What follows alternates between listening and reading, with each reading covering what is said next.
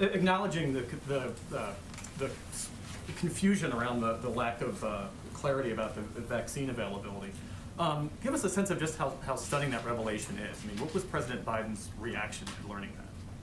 Well, I will say, having sat in a lot of meetings with President Biden about COVID and his efforts to get the pandemic under control, he asked a lot of detailed questions about the status of supply, the status of distribution, the status of states when there's reporting from all of you on states not having the information they need. Those are specific issues he raises. We are eyes wide open, all of us, including the president, with the knowledge that we were not walking into a circumstance where there was going to be a concrete assessment or plan presented to us when we walked in, and there wasn't.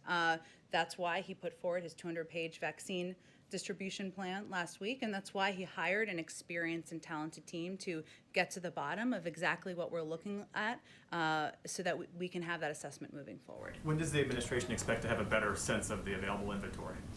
Well, as I noted at the top, we're going to be doing regular briefings 3 times a week. We'll start those on Wednesday.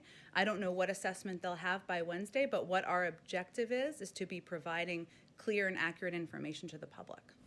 And what's the White House's message to Democrats, to President Biden's supporters who take him at his word and say, as it relates to COVID relief, we are in a national emergency and we should act like it, and they want action now. They don't want any sort of delay, and they don't want to experience the opportunity costs that might come from a delay in waiting for Republicans to get on board. You mean with the COVID package? Yeah.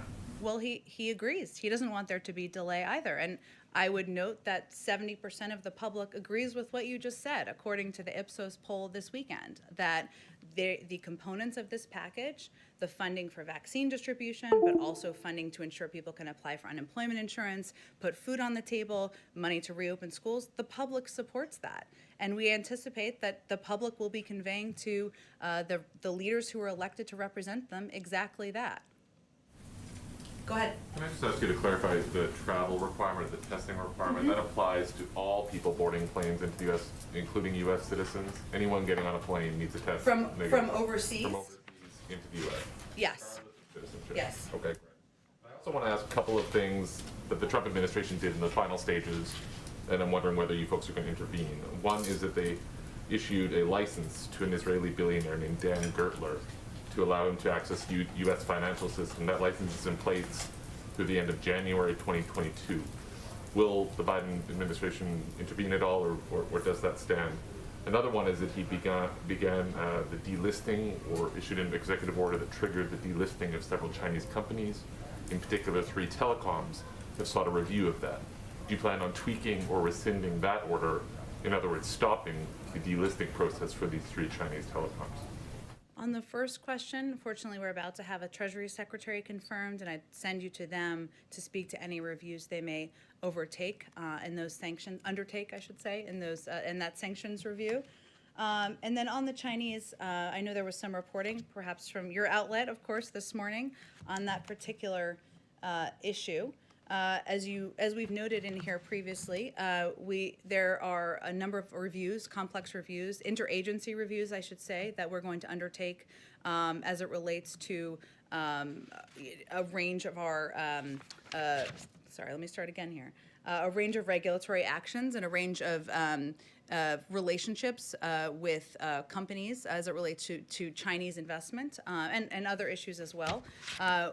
Those complex reviews are just starting, and as I noted, they will need to go through the interagency. So the State Department, the Treasury Department, a number of others who will review how we move forward.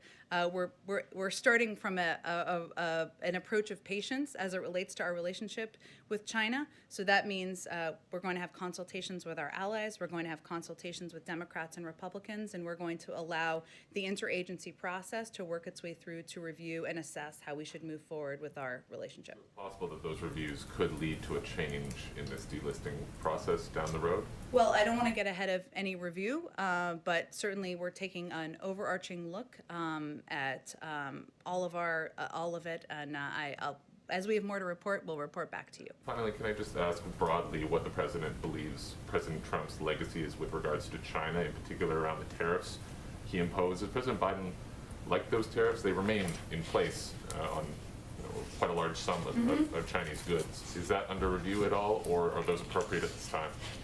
Well, as is the case with other areas of our relationship with China, he will take a multilateral approach to engaging with China, and that includes evaluating the tariffs currently in place. And he wants to ensure that we take any steps in coordination with our allies and partners, and with Democrats and Republicans in Congress as well. So nothing to report at this point in time, but we're committed to, the president is committed to stopping China's economic abuses on many fronts, and the most effective way to do that is through working in concert with our allies and partners to do exactly that.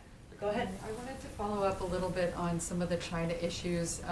I know that there was an executive order requiring the sale of TikTok's U.S. business, and I wondered if there were plans to revoke it or enforce it, or what is the current thinking on that matter? It's a great question. I haven't had the opportunity to speak with our national security team about it. Happy to take it and see if we can get to you something more specific. Go ahead. Thank you so much.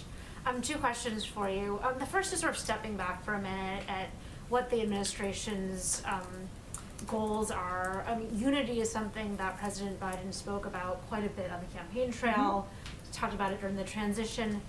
Could you talk a little bit more specifically about what unity will mean to this administration, whether there are any kind of benchmarks that you've identified to show that unity has been achieved? And I just sort of to contrast with the coronavirus task force, of course, you've got very detailed benchmarks about what you want to achieve sort of moment by moment. But with unity, are you talking about bipartisanship? Are you talking about something that's widely popular in the United States? Could you sort of go through what Biden is thinking about when he says that he wants to achieve unity? Sure. Well, the president came in to lead the country, obviously at a time of great division, where there was a great need for healing, in his view, and he spoke about that in his inaugural address just last week. So unity to him means, of course, approaching our work on legislative issues through a bipartisan lens, working with Democrats and Republicans, trying to find a path forward on how we can work together to address the problems the American people are facing. That's part of it. But it also means projecting that he is going to govern for all people and address all the issues that the American people are facing. So, for example, that means talking about how the COVID pandemic impacts not just Democrats but Republicans, not just blue states but red states, ensuring that he is reaching out to Democratic and Republican governors, Democratic and Republican mayors, and conveying in every opportunity he has that this is a problem that we're all facing together. So I think it's a little bit different than how you can mark, of course, achieving 100 million shots in the arms of Americans in the first 100 days. But unity is about the country feeling that they're in it together. And I think we'll know that when we see it. But he's going to be working on that and committed to that. Every opportunity he has to speak to the public. Hi, another one on China. China's Xi Jinping spoke earlier today. I'm wondering if there's any official White House reaction to his comments. He talked about unity as well, and also talked about cooperation on coronavirus and other issues. Is that kind of statement today likely to change or affect the stance that the U.S., that the Biden administration has toward China on trade and technology? No. I think our approach to China remains what it has been since for the last months, if not longer. We're in a serious competition with China. Strategic competition with China is a defining feature of the 21st century. China is engaged in conduct that it hurts American workers, blunts our technological edge, and threatens our alliances and our influence in international organizations. What we've seen over the last few years is that China is growing more authoritarian at home and more assertive abroad. And Beijing is now challenging our security, prosperity, and values in significant ways that require a new U.S. approach. And this is one of the reasons, as we were talking about a little bit earlier, that we want to approach this with some strategic patience, and we want to conduct reviews internally through our interagency, even though I stumbled over that. I needed a little more coffee before I came out here, I guess. We wanted to engage more with Republicans and Democrats in Congress to discuss the path forward. And most importantly, we want to discuss this with our allies. So no, the comments don't change anything. We believe that this moment requires a strategic and a new approach forward. Go ahead. Oh, go ahead. Sorry. Hopefully, I haven't answered your question this time. I'm sorry. We'll go to you next. I was going to pile on a little more on China while we're on this topic, but I wondered, Huawei's been on the entity list for like 2 years now. Just before the Trump administration left office, they initiated a new policy to basically revoke and issue intents to deny licenses for even more innocuous items that U.S. companies were selling to Huawei. Does the Biden administration plan to keep Huawei on the entity list and continue to enforce this much more stringent blanket ban on U.S. goods sales to China, to Huawei? Well, technology, as I just noted, is of course at the center of the U.S.-China competition.